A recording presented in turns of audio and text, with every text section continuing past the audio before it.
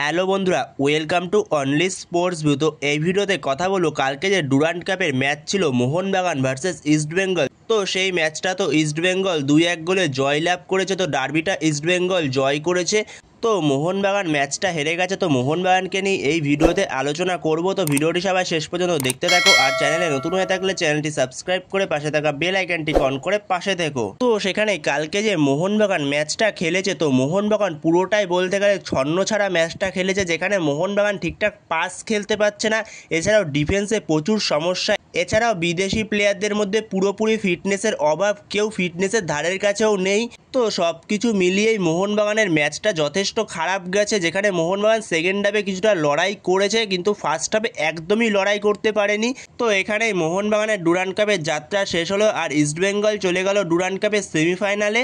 তো সেখানে কালকের ম্যাচটা মোহনবাগান হারার পরে মোহনবাগানের যেরকম ডিফেন্সে কিছুটা সমস্যা দেখা গেছে, এছাড়াও মোহনবাগানে বিশেষ করে দেখা গেছে মাঝমাঠে, মোহনবাগানের কালকের ম্যাচটাতে মাঝমাঠ বলে কিছুই ছিল না। তো সেখানে কালকের ম্যাচে পুরোপুরি মোহনবাগানের গ্রেগ স্টুয়ার্টের অভাব দেখা গেছে মাঝমাঠে, যেখানে মোহনবাগানের মাঝমাঠ থেকে একটা বল সাপ্লাই করতে পারেনি ঠিকঠাক স্ট্রাইকার জেমি ম্যাকলারেনকে এমনিই কেভিন সিবেলে পুরোপুরি মার্ক করে রেখেছিল, তারপরে একটা বলও ঠিক করে সাপ্লাই করতে পারেনি।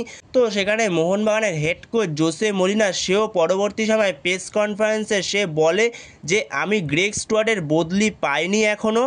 তো যেখানে কালকে মলিনার লাইন আপসেও বেশ কিছু ভুল ছিল বলা যেতে পারে, যেখানে মলিনা 4-4-2 ফরমেশনে গেছিল, যেখানে চারজন ডিফেন্সের মধ্যে ছিল লেফট ব্যাক অভিষেক টাকচাম সিং, রাইট ব্যাক আশিস রায়, আর দুজন মেন সেন্টার ব্যাক ছিল, একজন টম অ্যালেট আর একজন আলবার্তো রড্রিগেজ। আর মাঝমাঠে দুজন ছিল আপুয়ার সঙ্গে অনিরুদ্ধ থাপা, আর দুদিকের উইং থেকে ছিল লেফট উইং থেকে ছিল লিস্টান কুলাসো, আর রাইট উইং থেকে ছিল পাসাং, আর ওপরে দুজন স্ট্রাইকার স্টার্ট করেছিল, একজন জেমি ম্যাকলারেন এবং জেমি ম্যাকলারেনের পাশে স্ট্রাইকার স্টার্ট করেছিল সাহাল আব্দুল সামাদকে। তো এই জায়গাটায় সবথেকে বড় সমস্যা ছিল সাহাল আব্দুল সামাদকে কে ভাই স্ট্রাইকারে খেলায়। সাহাল আব্দুল সামাদ যে মেনলি একজন ক্রিয়েটিভ প্লে মেকার, যে নম্বর 10 এবং অ্যাটাকিং মিডফিল্ড রোলটাতেই বেস্ট খেলে, যে আগের দুটো ম্যাচে ওই জায়গাটাতেই খেলে দুরন্ত খেলেছে। বিশেষ করে গ্রেগ স্টুয়ার্টের অভাবটা বোঝা যাচ্ছিল না আগের দুটো ম্যাচে সাহাল যেভাবে খেলছিল অ্যাটাকিং মিডফিল্ডে ওই জায়গাটায়। তো সেখান থেকে আজকে চেঞ্জ করে তাকে স্ট্রাইকারে পাঠিয়ে দেওয়া, তো এই জায়গাটা সবথেকে বড় সমস্যা ছিল মোহনবাগান কোচ মলিনার। এটা একটু নতুন রকম সে কিছু ট্রাই করতে চেয়েছিল। এর পাশাপাশি যদি গ্রেগ স্টুয়ার্টের কথা বলা যায়, তো গ্রেগ স্টুয়ার্টকে তো মোহনবাগান ছেড়ে দিয়েছে, তো এটা তো কনফার্ম, কিন্তু গ্রেগ স্টুয়ার্টের এখনও পর্যন্ত কোনো রকম অফিসিয়াল অ্যানাউন্সমেন্ট নেই যে মোহনবাগান গ্রেগ স্টুয়ার্টকে ছেড়ে দিয়েছে। তো সেরকম কোনো পোস্ট নেই মোহনবাগানের থেকে। এছাড়াও মোহনবাগান যে রবসান রবিনোকে সই করিয়েছে, কিছু কিছু জায়গা থেকে দেখা যাচ্ছে রবসান রবিনোর সঙ্গে মোহনবাগানের ডিল ডান হয়ে গেছে, আবার কোনো কোনো জায়গা থেকে দেখা যাচ্ছে যে মোহনবাগান এখনও রবসান রবিনোর সঙ্গে ডিল ডান করতে পারেনি। তো সেখানে রবসান রবিনোকে যদি এখনও মোহনবাগান ডিল ডান না করতে পারে, তো সেখানে মোহনবাগান যে ডুরান্ড কাপে 5 জন বিদেশি নিয়ে খেললো, তো সেখানে মোহনবাগানের আর মাত্র একটা মাসও বাকি নেই বলা যেতে পারে, যেখানে মোহনবাগানের কাছে পরের মাসেই এএফসি চ্যাম্পিয়ন্স লিগ 2 এর ম্যাচ রয়েছে, যেখানে পরের মাসেই মোহনবাগানের আহালের সঙ্গে ম্যাচ রয়েছে নিজেদের ঘরের মাঠে যুবভারতী ক্রীড়াঙ্গনে 16ই সেপ্টেম্বর। তো সেই ম্যাচটার আগে আর একটা মাসও বাকি নেই বলা যেতে পারে। সেখানে এখনও পর্যন্ত মোহনবাগানের ষষ্ঠ বিদেশি প্লেয়ারের নামটা অ্যানাউন্সমেন্ট হয়নি। তো সেখানে মোহনবাগান কবে করবে, তো সেটা মোহনবাগান ম্যানেজমেন্টই জানে। আদৌ কি রবসান রবিনো মোহনবাগানে আসছে, যদি এসেই থাকে তাহলে এখনও পর্যন্ত নাম অ্যানাউন্সমেন্টটা আসেনি কেন, তো এটা প্রশ্ন রয়ে গেছে। তো সেখানে আর কবে অ্যানাউন্সমেন্ট আসবে, যেখানে আর মোহনবাগান সেরকম কম্পিটিটিভ ম্যাচ খেলতে পারবে না। মোহনবাগানের মেন ম্যাচ ছিল ডুরান্ড কাপের এই ম্যাচগুলো, যেখানে প্রত্যেকটা বিদেশিই তাও খেলেছে, কিন্তু বিদেশিদের মধ্যে ফিটনেস অভাবটা দেখা গেছে। তো সেটা তো ঠিক করতে পারবে মোহনবাগান কোচ মলিনা, কিন্তু আরেকজন যে ষষ্ঠ বিদেশি আসবে, ধরো রবসান আসলো, তো রবসান কীরকম ফিটনেসে থাকবে, তো সেটা নিয়েই প্রশ্ন থাকবে। তো রবসানকে নিয়ে কি ডাইরেক্ট 16 তারিখে এসিএলের ম্যাচেই চলে যাবে, তো সেটাই প্রশ্ন। তো সেখানে রবসান কবে আসবে, যদিও রবসান আসে, তো সেখানে সেটা কারুরই জানা নেই, শুধুমাত্র ম্যানেজমেন্টই জানে যে রবসানকে নিয়ে আসবে কবে তারা।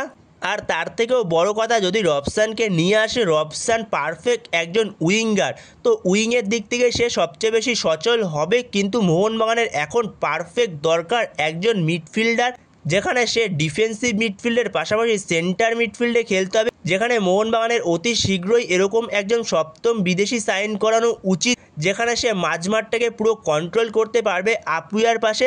কারণ এই মাঝমাঠ নিয়ে যদি মোহনবাগান এসিএল 2-তে যায় তাহলে ভাই সত্যি কথা শুনে রাখো, মোহনবাগান সেরকম কিছুই করতে পারবে না। কারণ যেটা বাস্তব, কারণ মোহনবাগানের মাঝমাঠ বলে কালকে কিছুই ছিল না। বিশেষ করে এই ইন্ডিয়ান মাঝমাঠ নিয়ে কতদূর এগোবে তো সেই বিষয়ে সন্দেহ রয়েছে, যেখানে কালকে প্লেয়াররা ইস্টবেঙ্গলের প্লেয়ারদের সঙ্গে বডি কন্ট্যাক্টেই পারছিল না। এছাড়া সেখানে তো ইরানের ক্লাব রয়েছে সেফান এসসি, এছাড়াও জর্ডানের ক্লাব রয়েছে আল হুইসেন। তো এদের সঙ্গে কি করবে যদি না বিদেশি সাইনিং করায় ঠিকঠাক এখনো পর্যন্ত। এছাড়া এসিএল 2 এর আগে মোহনবাগান এখন কতগুলো ফ্রেন্ডলি ম্যাচ খেলবে তো সেটাই এখন দেখার। এছাড়া মোহনবাগানের এসিএল 2 এর ম্যাচের আগে আর কোনো ম্যাচ নেই এখন কম্পিটিটিভ ম্যাচ বলতে, যেখানে সুপার কাপ হওয়ার কথা রয়েছে, কিন্তু সুপার কাপটা হবে নিশ্চয়ই অক্টোবর মাস নাগাদ, আর আইএসএল হতে দেরি আছে। তো সেখানে মোহনবাগান ডাইরেক্ট খেলবে এসিএল 2 এর ম্যাচ 16 তারিখ এখন কম্পিটিটিভ ম্যাচ বলতে। তো সেখানে মোহনবাগানের এখনও পর্যন্ত ষষ্ঠ বিদেশিটা আসেনি। তো সেখানে মোহনবাগান এই জায়গাটা নিয়ে কি করছে তো সেটা ম্যানেজমেন্টই জানে। যেখানে তুমি এসিএল 2 এর ম্যাচ খেলতে যাবে, যেখানে আর এক মাসও বাকি নেই, তো সেখানে এখনও পর্যন্ত তোমাদের ষষ্ঠ বিদেশির নাম অ্যানাউন্সমেন্ট আসেনি। এছাড়াও মোহনবাগান এই মরশুমে আরও দেরিতে শুরু করেছে প্রি সিজন। প্লেয়ারদের মধ্যে তো পুরোপুরি ফিটনেসের অভাব, যেখানে আগের বছর মোহনবাগান শুরু করেছিল 29শে জুলাই, আর এবছর শুরু করেছে মোহনবাগান আগস্ট মাস পড়ে যাওয়ারও প্রায় 4-5 দিন পরে অনুশীলন শুরু করেছে। তো সেখানে পুরোপুরি ফিটনেসের অভাব দেখা গেছে। তো মাঝমাঠে তো সবথেকে বেশি সমস্যা রয়েছে যে একজন বল বাড়াবে ক্রিয়েটিভ প্লে মেকার টাইপের, যেটা গ্রেগ স্টুয়ার্ট আগের মরশুমে করেছিল। তো সেরকম একটা প্লেয়ার ইমিডিয়েটলি দরকার মোহনবাগান টিমে, এই টিমটার মধ্যে। তো সেখানে দেখা যাক ম্যানেজমেন্ট কি করে। যদিও রবসানকে ম্যানেজমেন্ট সাইন করায় তো রবসানকে নিয়ে আসুক, ঠিক আছে, কিন্তু রবসানের পাশাপাশি যেরকম আগেরবার ম্যানেজমেন্ট একটা সপ্তম বিদেশি সাইন করেছিল, তো সেরকমই একটা সপ্তম বিদেশি এই মরশুমেও মোহনবাগান ম্যানেজমেন্টের অতি শীঘ্রই সাইন করানো দরকার, যে মেনলি খেলতে পারবে ডিফেন্সিভ মিডফিল্ড এবং সেন্টার মিডফিল্ডার হলে। তো সেরকম একটা প্লেয়ার অতি শীঘ্রই দরকার মোহনবাগান এই টিমটার মধ্যে।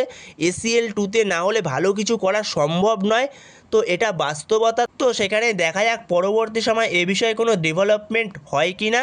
তো বন্ধুরা, তোমাদের এ বিষয়ে কি মতামত অবশ্যই কমেন্টে জানিও, যে মোহনবাগানের এখনও ষষ্ঠ বিদেশির নামটা অ্যানাউন্সমেন্ট হয়নি। তো এইসব বিষয়ে তোমাদের মতামতগুলো অবশ্যই কমেন্ট বক্সে জানিও। তো এই ভিডিওতে এই পর্যন্তই। তো এই ভিডিওতে এই আপডেটগুলো নিয়ে আলোচনা করার ছিল। তো ভিডিওটি ভালো লাগলে অবশ্যই লাইক শেয়ার সাবস্ক্রাইব করতে ভুলো না। তো নেক্সট ভিডিওতে দেখা হচ্ছে, ততক্ষণের জন্য বাই বাই।